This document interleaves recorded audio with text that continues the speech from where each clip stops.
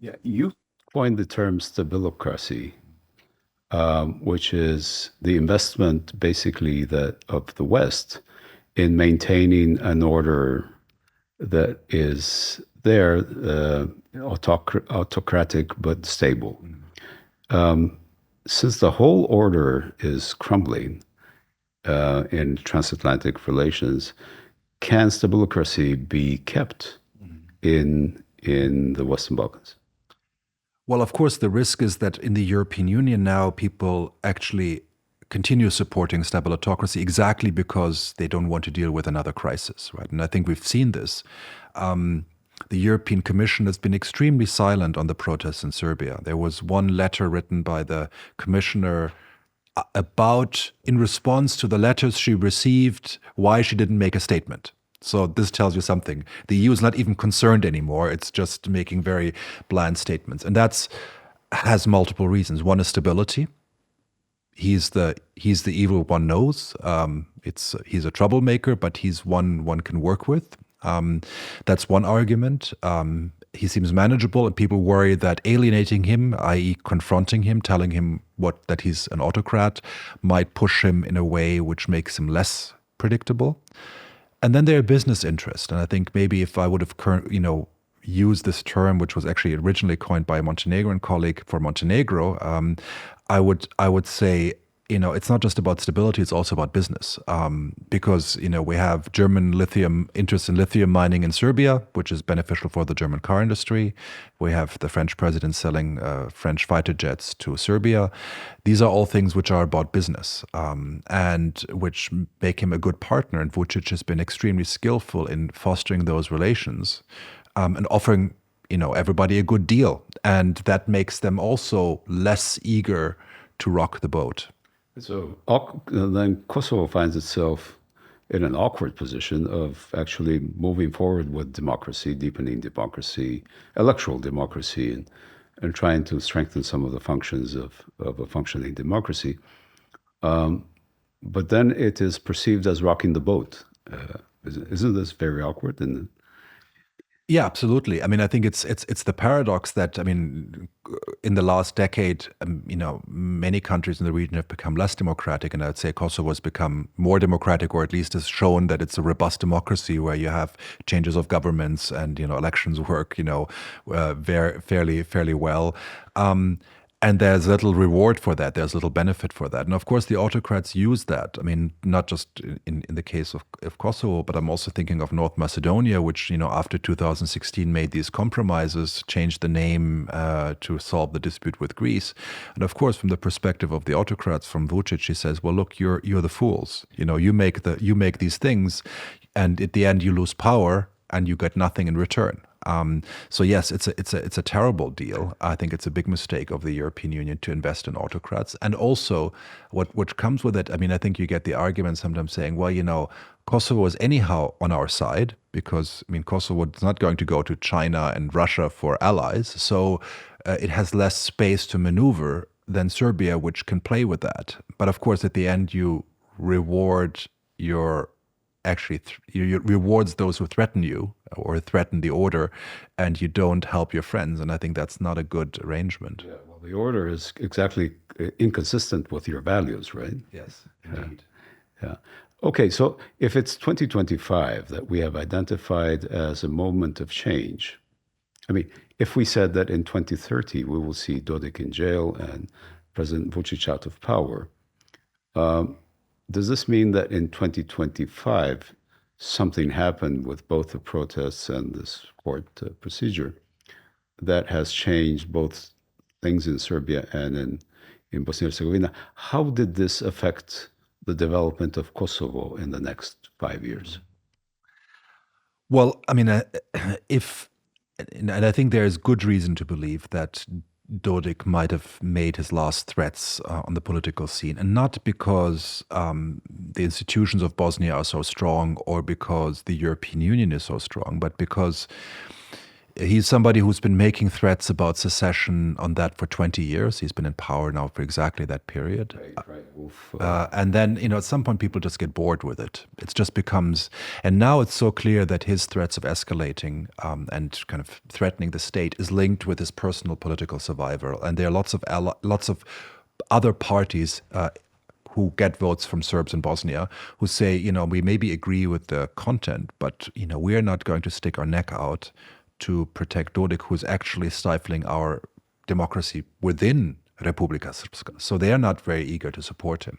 So I think that's what will help there. Now, what are the implications, let's say in the best case scenario that neither Dodik nor Vučić are in power in 5 years from now? Well, for Kosovo, of course, it will not change anything dramatically.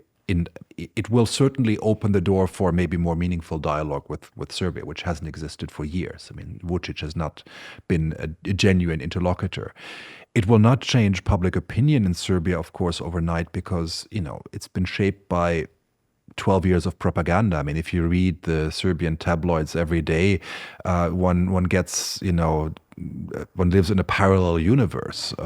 And to change that will not happen in a year. I mean, it will take a while. I mean, the Vučić regime has pushed public opinion against the West, against its neighbors systematically. And undoing that will take a while. But, at least I think whoever comes after him at first will have to build legitimacy, which will make it hard for them to make a switch when it comes to talking with Kosovo and accepting the statehood of Kosovo. But I think it will be an interlocutor who's maybe more serious about at least dealing with issues for real, and maybe one can hold by their word more. And if Bosnia works as a state, it also reduces this kind of general sense of uncertainty in the region and this playground of maybe we can challenge the order which was established after the 90s. And that, of course, has a stabilizing function for Kosovo as well. And that might be the moment at which the European Union might identify this as the time of transformational change in the region, an opportunity.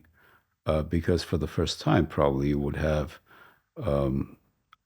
authentic leaderships that have some legitimacy or that have plenty of legitimacy in the region, that might want to shape their future in the region as a whole.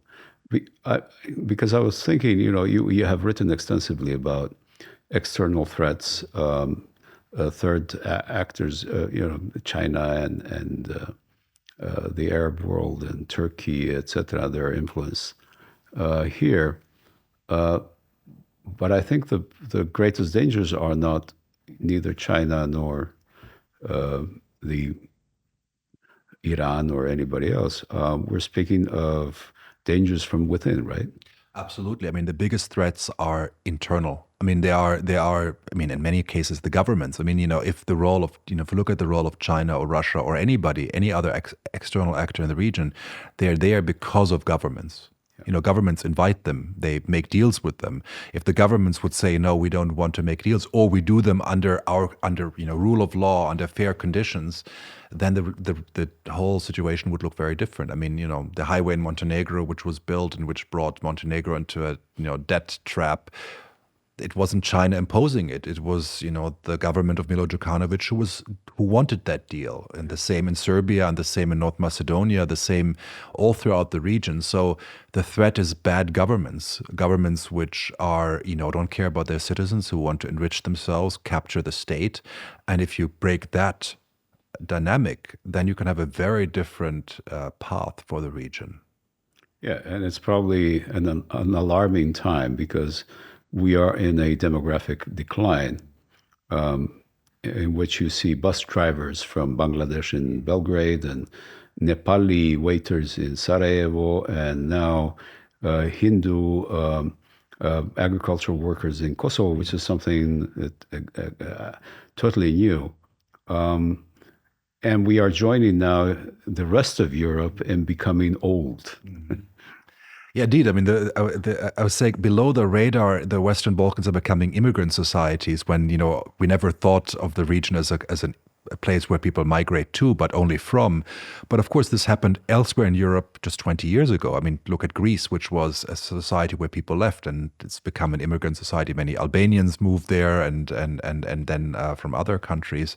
So I think that's a dynamic which we're going to be seeing. Of course, the real danger is that the autocrats, the stabilocrats, like people leaving, right? Because if the smart, if the educated, because that's what we're seeing, many of the educated people are leaving to get jobs in Germany, Switzerland, Austria, wherever else, that these are people who are not going to be voting.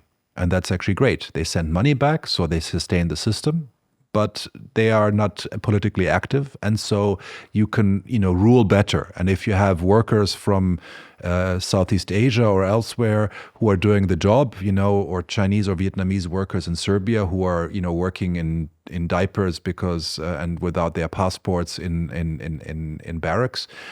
Well, great. They don't vote. They don't even have legal protection. So, for an authoritarian system, it's great. Your own citizens are gone. Others come in.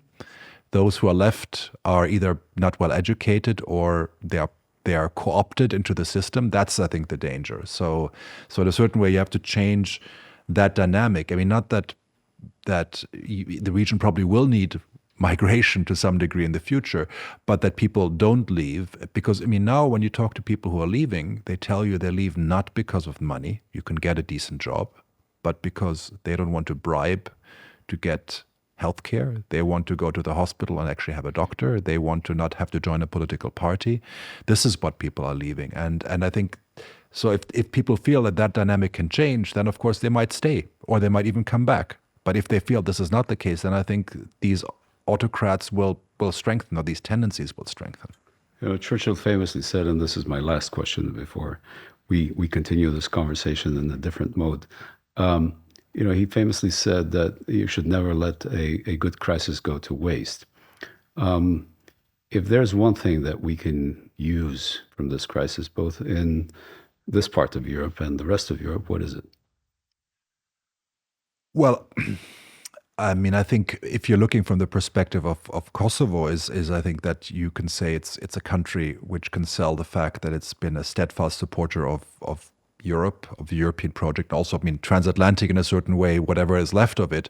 And I think it's kind of unconditional support, you can say, is both a weakness and a strength, because it's a strength that, you have a society which is completely committed. I mean, nobody in Europe is as committed to joining the European Union as the citizens of Kosovo, I mean, by all surveys. And that's something you can, communicate and can say, you have enthusiastic Europeans. And, if you want to revive the European project, you have people who are willing, definitely willing to do what it takes. And I mean, I think you can mobilize so much energy. And I think this is what, Europe needs, positive energy of people who are willing to do what is necessary. And I think this is something which Kosovo could communicate and could say, we're ready, just give us a chance, which, in other countries of the region is not so clear cut. And of course, you can also, I think, and for the region as a whole, you can say, listen, you talk about these foreign actors. Why are they there? They're there because you're not here. The cost of bringing these countries in, all of them, is so much less